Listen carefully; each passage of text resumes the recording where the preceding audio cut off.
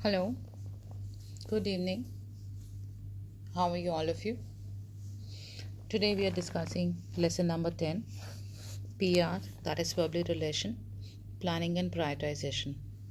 It is a chapter number 10th from the book Service Marketing and Public Relations in the Aviation Industry. So now we'll be discussing aims and objective, introduction, need of PR strategy, PR and that is public relation planning and prioritization, evaluating the program, elements of public relation, objective of public relations, and then we'll summing up and we'll be reading the keywords and discussion and we'll discuss the further.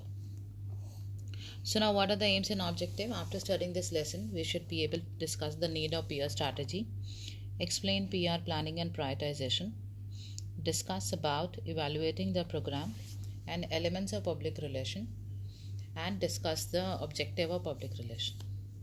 Now public relations, that is PR, is the practice of managing the flow of information between an individual or an organization and the public. Public relation may include an organization or individual gaining exposure to their audiences using topic of public interest and news items that do not require direct payment. The aim of public relation by company often is to persuade the public, investors, partners, employees, and other stakeholders to maintain a certain level of view about it, its leadership product, or its political decisions. Common activities includes at conferences, winning industries award, working with press and employee communication. So basically it is the practice of managing flow of information between the individual and the public. So now topic number now the topic number 10.2, need of PR strategies. The PR strategies will help you to target your communication to the right audiences and the right publication at right time. So now we'll be studying few reasons why do we need PR strategies. We need the basically public relation strategies to find your target audiences, find your key messages, target the right journalist, determine your goal, create a time frame, measure your success, and better communication. So basically PR strategies enables you to consider every aspects of communication message in a best possible way, and it will help to maximize the success stories of PR efforts and gain most appropriate media coverage. So how do we find our target audiences? When we create a PR strategy, think about the target audiences. When you create a PR strategy, think about the target audiences whom you want to receive your message. This is an important step to ensure the message will make a most impact. Without finding your target audiences, your message will not be received by the right people and your PR activities will not be successful. Find your key messages is one of the first step of creating PR strategy is to create your key message. Key messages are the underlying points you want your target audiences to hear and understand through your PR activities. For example, a key message of a business may be the insert business is a thought of leader and experts in its field, way always staying at the top of the industry trend to produce cutting edges program. Now the target of right journalist, once you have determined like your target audience and your key message, you can now think of about publication journalist you need to contact. The best publications are the ones that your target audiences reads. This will help you to achieve media coverage in most of the appropriate publications. Now determine your goal. It's important to always have a goal of your PR activities. By determining your goal, you will be having a clear purpose of PR strategy and maximize the success of your PR activities. For example, Your goal may be to achieve a 25% increase in sales for a product X in some 3 months maybe. Create a time frame.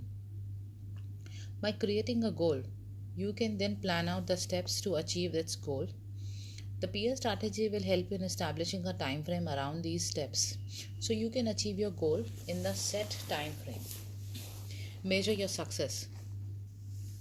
If you're conducting PR activities for your business, your boss is bound to ask you, how successful are these PR activities? If you don't have PR strategies, it will be harder to measure your success and answer these questions. A strategy will help you to create measurable data to determine if you have, if you achieved your goals. For example, if your goal was to increase 25% of your sales, you need to constantly measure how many sales you have received while implementing your strategy. Better communication. So better communication, when you have a peer strategies, it will be easier to communicate your goal and activities. For example, you can tell your client exactly what you will be doing for them and when. Now, the topic number 10.3, PR planning and prioritization. Effective public relations strategy for an organization can be planned by using a 9-step creative communication planning tool. In these steps, the planner draws the existing information available on the organization and simultaneously creates a research program for gaining further information required to drive the discussion that will later come in the planning process. So thus the 9 steps involved in the effective PR strategies are as follows. Step 1. Analyzing the situation. The first and the crucial step in planning an effective PR strategy is your analysis of the situation. It is very vital, very important that all involved, supervisor, planner, client, keys, colleagues, and the final decision makers are in a solid agreement about the nature of the opportunity or obstacle to be addressed in this step. Now the step number 2, analyzing the organization. The second step while planning the effective PR strategy is analyzing the organization.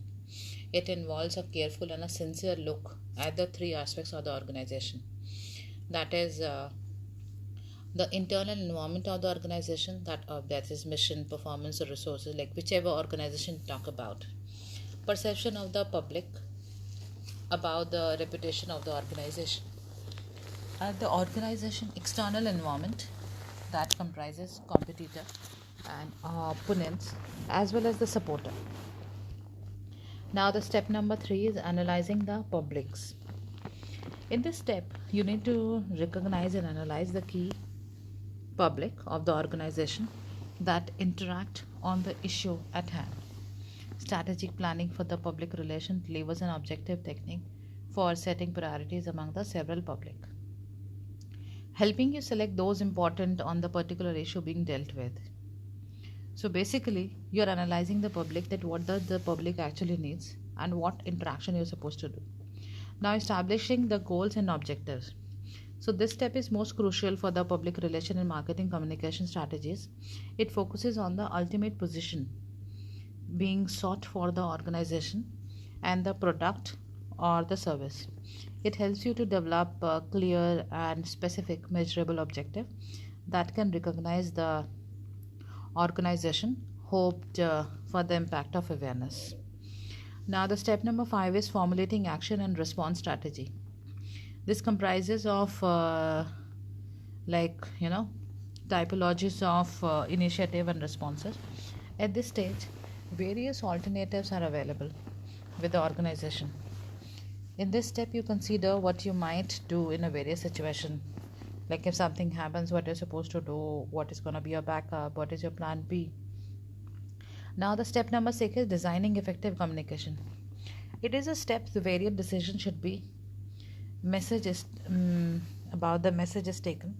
For example, the content of the message and the source who will present the message to the key public, its tone, its style, verbal, non-verbal cues, and the relating issues. Choosing communicating tactics is the step number 7. Here we are discussing 9 steps basically which we have already told you. Now the step number 7 is choosing communication tactics. This step deals with the various communication options. Generally, the planner considers 4 categories.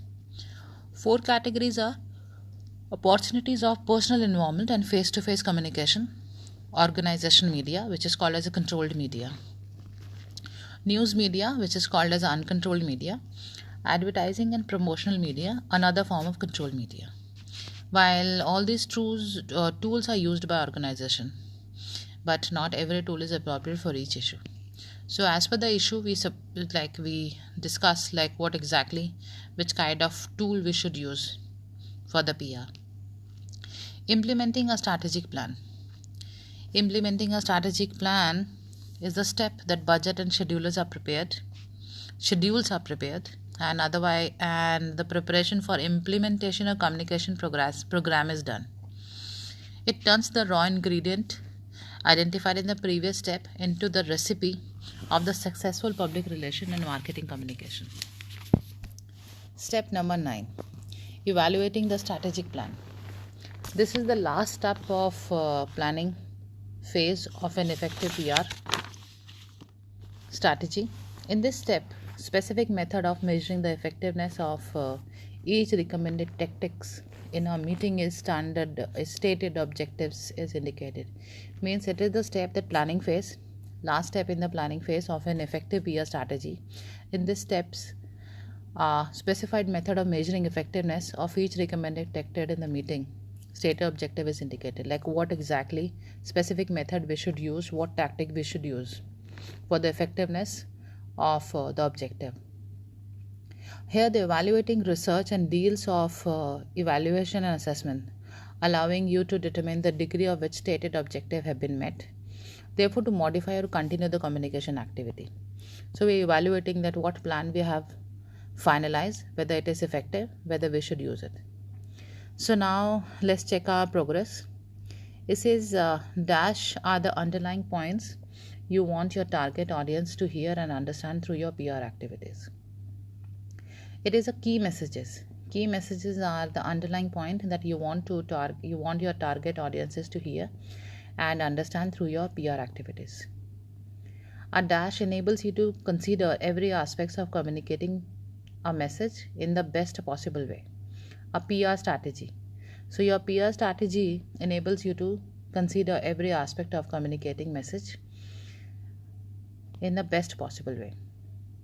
Now the topic number 10.4, evaluating the program.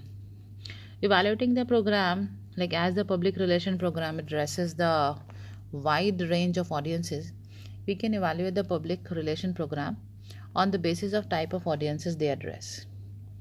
The word relation refers to the relationship with the various factor. The key public addressed by the relationship manager programs in the public relations are media, employee, financial community, including the company's shareholder, government and a general public.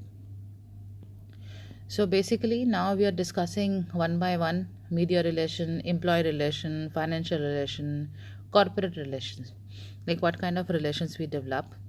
So, and how this is a relationship management program with the various kind of relations, that is media, employee, financial, corporate relation.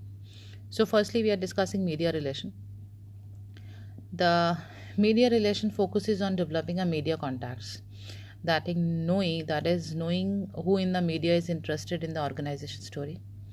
The conventional idea of media relation includes publicity converting only media relation. Now successful relationship management program establishes a link between the organization and the editor. So it's based on the honesty, accuracy, professionalism. Once the reputation is lost, the public relation manager cannot function in liaison with the process. Now the employee relation. These kind of programs are aimed at communicating with the internal employee. A related program is also called as internal marketing, which is a communication aimed at informing our employees about the company and the marketing programs.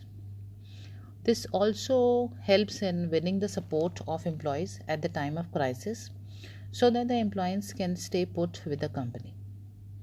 Now the financial relations. These programs are aimed at the financial public, like stakeholders, banks, financial institutions involved with the company as investing public. These programs are aimed at release sent to business publication, meeting with investor, analysis, and the annual report, which the central government requires the public listed companies. Now, the word of corporate relation. These program focuses on the organization image and reputation. The goal is to persuade people to view a company in a positive light. It takes a very long time to build a good corporate image and takes only a small mistake to spoil the show.